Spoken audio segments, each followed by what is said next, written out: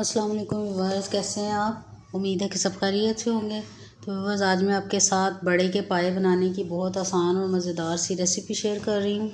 और बोंग पाए भी बोलते हैं इसको, और लाहौरियों के नाश्ते में बहुत ज़्यादा पसंद किए जाते हैं ये वाले बोंग पाए। तो चलिए व्यूअर्स, अपनी आज की इस रेसिपी को शुरू करते हैं। बिस्मिल्लाहिर्रहमानिर्रहीम। तो इसके लिए जी मैंने एक गाय का पाया ले लिया था और इसको अच्छी तरह से भून के धो के और साफ़ कर लिया। ये आपके सामने है।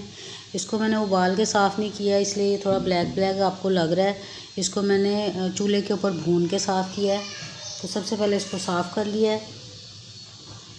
तो अब बस इनको पकाने के लिए पोटली पाए बनाने जा रहे हैं। तो हम सबसे पहले इसकी पोटली तैयार करेंगे। और इसके लिए वो सबसे पहले मैंने ये सौंफ ले लिया है, 1 टीस्पून भर के, टेबल स्पून से थोड़ी सी कम है। और साथ ही 1 टीस्पून भर के जो है ज़ीरा ले लिया है। और चंद लौंगे ले लिए और 3 सब्ज़ इलायचियाँ ले ली हैं। 1 बड़ी इलायची डाल रहे हैं। थोड़ा सा दालचीनी का टुकड़ा डाल लिया मैंने। और ये थोड़ी सी जावित्री डाली है, आप चाहें तो इसको एंड में भी डाल सकते हैं। और थोड़ी सी काली मिर्चें डाल रही हूँ। और अब बस सबसे पहले इस पोटली को तैयार करेंगे। और इससे क्या होता है कि फ्लेवर बहुत अच्छा आता है हमारे पायों के अंदर, और उनकी जो अपनी कुदरती एक स्मेल होती है वो भी बिल्कुल ख़त्म हो जाती है। इसको थोड़ा लूज़ हम बांधेंगे, बहुत ज़्यादा टाइट करके नहीं बांधेंगे।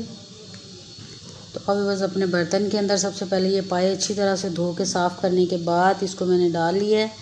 और अब ये पोटली इसके अंदर रख देंगे। और अब इसको करीबन फुल पानी का हम भर लेंगे, क्योंकि इसको हमने 6 घंटे या 8 घंटे के लिए मुसलसल हल्की आंच के ऊपर पकाना है। तो फिर ये बहुत अच्छे से गल जाएंगे। आपके सामने पतीली को मैंने भर लिया और कम से कम 8 घंटे के लिए छोड़ दिया है। और अब बस इसको 8 घंटे हो गए थे मज़ीद, ये देख सकते हैं कि पानी कितना कम हो गया इसके अंदर से। तो अब बस सबसे पहले इसकी हम जो पोटली हमने डाली थी वो निकाल लेंगे। आप देख रहे हैं कि हिलाने से ही पता चल रहा है कि बहुत अच्छे से गल गए हैं। इसमें कुछ भी ऐड नहीं किया, नमक भी ऐड नहीं किया, क्योंकि नमक जब डाल लेते हैं तो फिर इनको गलने में थोड़ी देर लगती है। तो इसलिए आपको मैं दिखाती हूँ कि ये कितने अच्छे गल गए, और इतने ही ज़्यादा गले होंगे तो फिर ये ज़्यादा टेस्टी बनेंगे।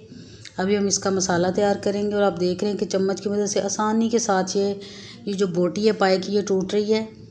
और अगर इसके साथ ही बड़ा गोश्त इसमें डाल लेते हैं तो उसको बोंग बोलते हैं, और बोंग पाए मिल के बनाते हैं तो बहुत ज़्यादा टेस्टी लगते हैं। मैं खाली पाया बना रही हूँ। और अब इसका मसाला तैयार करने के लिए वो फ्राइंग पैन में 1 कप मैंने ऑयल डाल लिया है। आप चाहें तो घी डालें तो उससे भी बड़ा अच्छा फ्लेवर आता है। और अब सबसे पहले ये गोल लच्छेदार कटी हुई प्याज डाल रही हूँ, क्योंकि ये जल्दी जल्दी से गोल्डन हो जाती है, तो इसलिए मैंने इसको इस तरह से काटा है। और अब इससे अच्छा सा गोल्डन कलर आ गया, आप देख रहे हैं। अब इसके अंदर लहसुन अदरक का पेस्ट डालेंगे। लहसुन अदरक का पेस्ट पहले बॉईल करते वक्त इसलिए नहीं डाला कि जब हम 8 घंटे इसको पकाएंगे तो फिर इसका फ्लेवर ख़त्म हो जाता है, अच्छा टेस्ट नहीं आता, बिल्कुल आप में इसमें टेस्टलेस हो जाते हैं हमारे पाए। तो अब 1 टीस्पून भर के नमक डाल रही हूँ इसके अंदर। 1 टीस्पून भर के ही मैं इसके अंदर लाल मिर्च पाउडर डाल रही हूँ। थोड़ी सी हल्दी, आप स्पाइसेस अपने टेस्ट के हिसाब से कम ज़्यादा कर सकते हैं।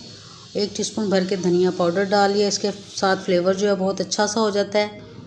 अब थोड़ा सा पानी लगा के इसको भूनेंगे। और बस आप देख रहे होंगे कि मसाले खड़े खड़े हैं, तो हमने इनको खड़े ही रखना है, क्योंकि हम इसको आगे चल के ग्राइंड करने वाले हैं। और अच्छा सा बस भूनने की कि लहसुन अदरक जो है उसकी स्मेल बिल्कुल ख़त्म हो जाए। और अब बस इनको ठंडा करने के बाद मैं अच्छा सा ग्राइंड कर लूँगी। दूसरी तरफ हल्की आंच के ऊपर मैंने पायों को इसलिए रखा हुआ था कि इनके अंदर जब हम मसाले ये वाले ग्राइंड करके डालेंगे तो ये आसानी के साथ जल्दी जल्दी फिर पकना शुरू हो जाएंगे, क्योंकि आधा घंटा हमने मज़ीद इसको पकाना है ये मसाले डालने के बाद। और इसको ग्राइंड करने के बाद आप देख रहे हैं कि इसको हम अच्छे से मिक्स कर लेंगे इसके अंदर। और अब तमाम मसाले जो अभी अभी हमने इनका ये फ्राई करके तड़का सा तैयार किया है, इसके साथ बहुत अच्छा टेस्ट आएगा फ्रेश क्योंकि वो बहुत ज़्यादा पके हुए नहीं है ना, इसलिए। तो अब ढक्कन लगा के बस कम से कम 25 मिनट के लिए इसको हल्की आंच के ऊपर छोड़ देंगे। अगर आप इसको कुकर में बनाएं तो आप 1 घंटे के अंदर इस रेसिपी को बना सकते हैं। 1 घंटे में पहले इसको गलाना है और फिर इसी बाकी मेथड के साथ आप इसको बना सकते हैं।